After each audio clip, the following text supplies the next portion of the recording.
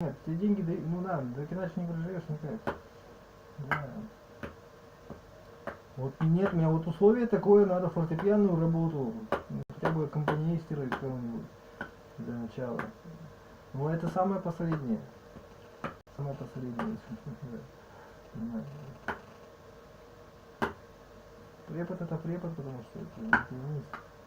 Ну, понятно. Ну, да, да.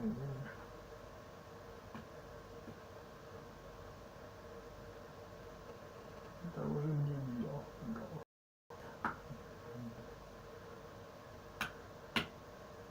Что с ними водиться-то там?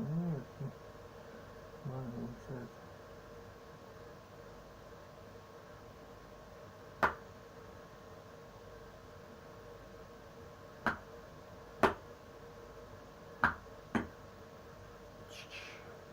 Преподов-то вроде спрашивают. Даже там как-то и предлагали мне вот, ну как-то так вот, да, да.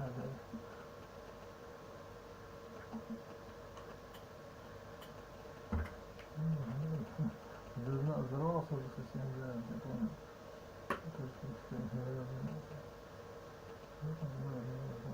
Так, всю жизнь будешь пешком.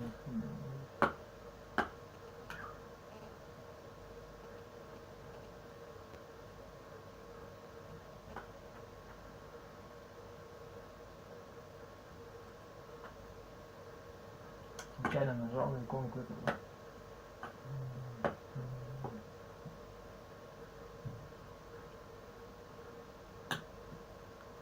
Вообще надо через добрый контактный регион. Тыкает, толку никакого.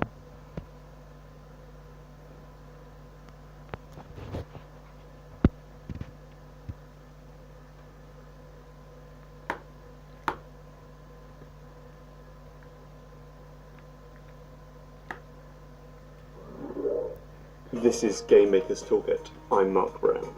If there's one game I've played more than any other, it's Spelunky.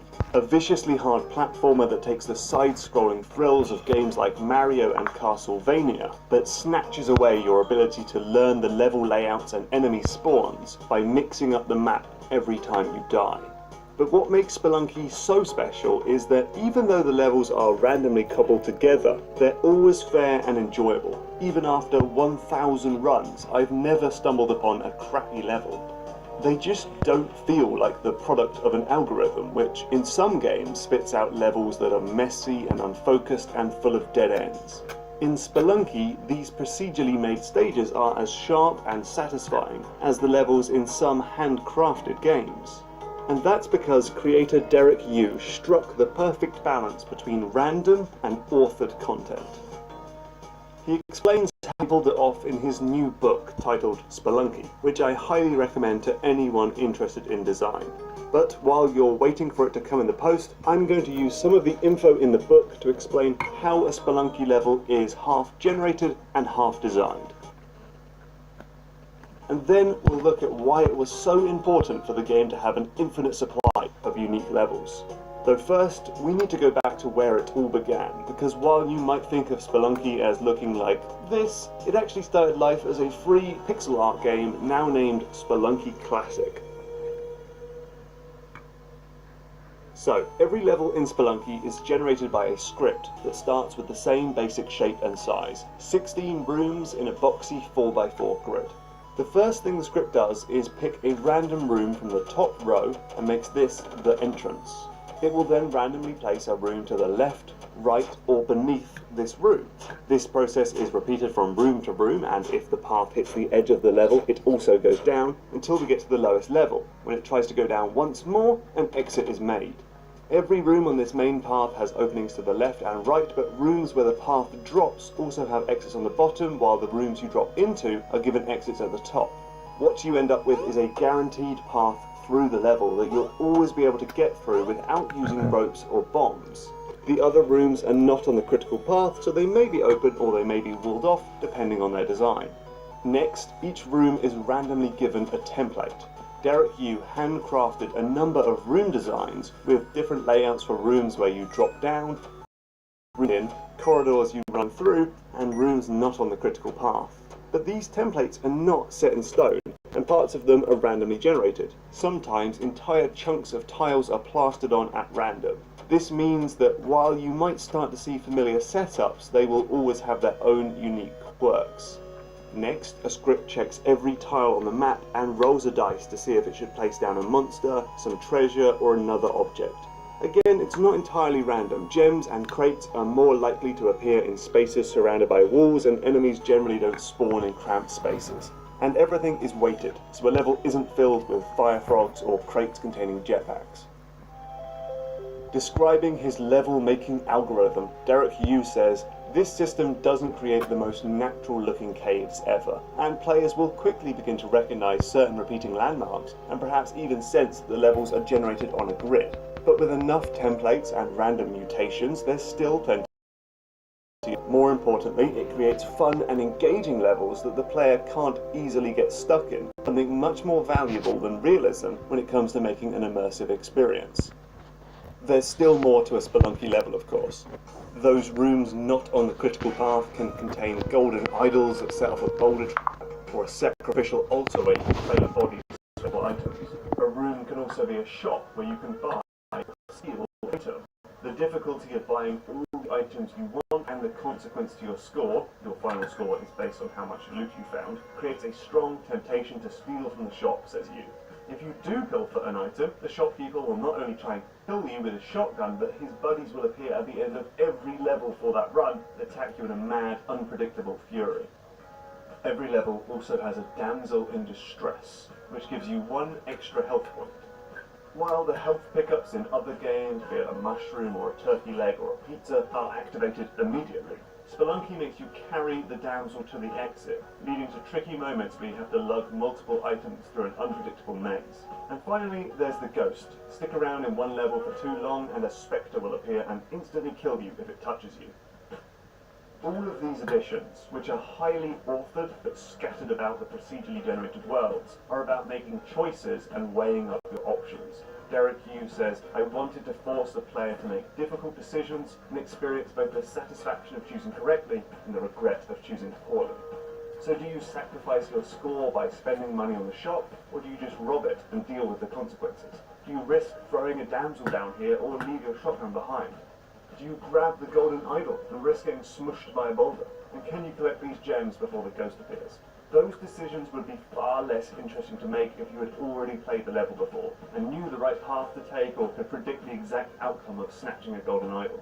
But because you never know how the stage will be laid out, the game forces you to read the situation every time and make a plan before watching it all go obviously wrong. And that's all the more painful when you know you'll be sent back to the very start of the game, now with all new levels to tackle. The stakes in this game are super high. Plus, not allowing you to master the stages means you'll need to master the mechanics instead. You'll need to understand the quirky physics of your jump and the tiny reach of your whip. You need to learn the unique properties of each enemy so you can predict what will happen when you enter their domain, and you have to learn about the items and the secrets and the tricks that will keep you alive for longer. So Spelunky proves that an algorithm doesn't necessarily lead to soulless levels. Balancing authored and random content can lead to levels that are satisfying to play, and by removing the ability to learn levels either after you die or on your 2nd or 1000th playthrough, this game encourages you to learn the underlying mechanics and makes you read the situation carefully before making those very difficult decisions. Thank you so much for watching. Spelunky is one of my favourite games of all time, so it's great to be able to dig into just one aspect of what makes it so special. I will no doubt come back to the other bits like the emergent gameplay and the crazy secrets in future videos. If you would like to help this show, please consider subscribing on YouTube to get new episodes delivered directly to your inbox, or even pitch in a few dollars per episode over on Patreon, just like these top tier subscribers have done.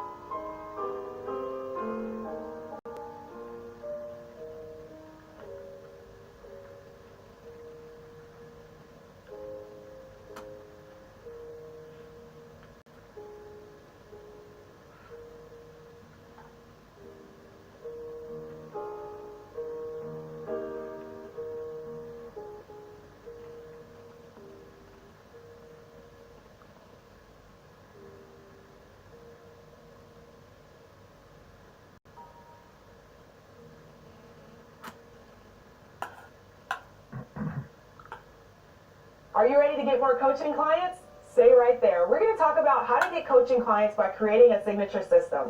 The first thing to do in order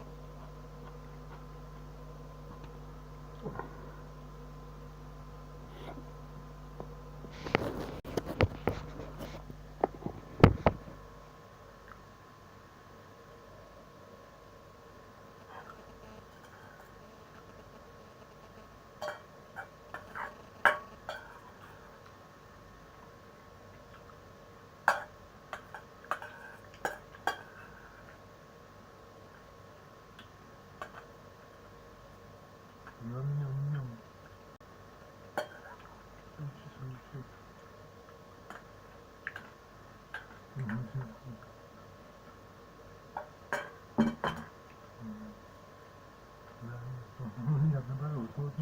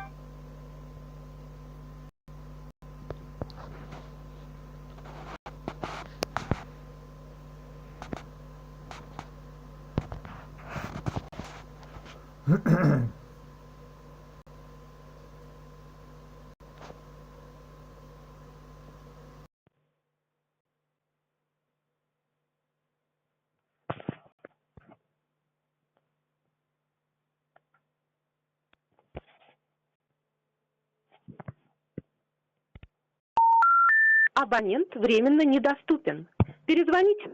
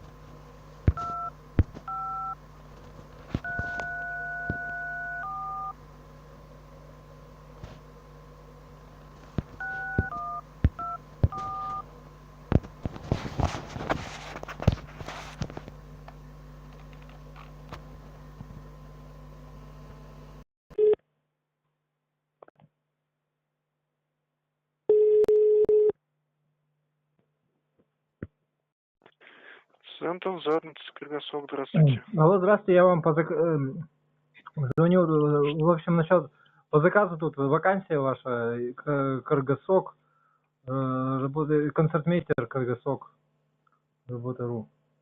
Работа.ру, это... Сейчас, секундочку. Ага.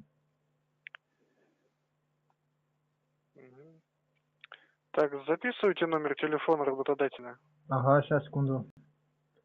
Так, вот. Да, пишу. Записывайте. Да. 838-253 Ага, 2-19-06. 2-19-06. Это Дом культуры, да, там или что-то такое? Да, Дом да. культуры Кыргыз. Да, понял? Кыргызсок, да? Ага. Мгм. Хорошо? Понял, спасибо. До свидания. До свидания.